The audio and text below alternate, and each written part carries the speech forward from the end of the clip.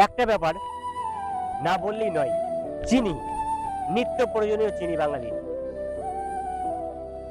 এই চিনি কদিন আগে এর দাম ছিল 35 থেকে 50 টাকা মতো, হঠাৎ করে লিপস এন্ড বাউন্ড সেই চিনির দাম হয়ে গেল 70 টাকা। ভাবা যায় যে জিনিসটা প্রত্যেকটা বাঙালির কাছে খুবই প্রয়োজনীয়। চায় চিনি লাগে, যে কোনো রেসিপিতে চিনি লাগে, মানে সকাল থেকে শুরু করে রাত্রি পর্যন্ত চিনি ছাড়া আমাদের বাঙালিরা কেউ চলতেই পারে না।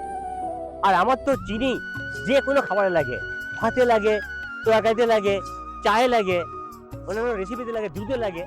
হায় হায় হায় হায় হায়, আরে আমি না হয় আমারটা চালিয়ে নেবো, কিন্তু এই বাঙালিদের কি হবে? তাদের কপাল তো পুড়লো। যারা চিনি ভক্ত লোক তাদের কি অবস্থা?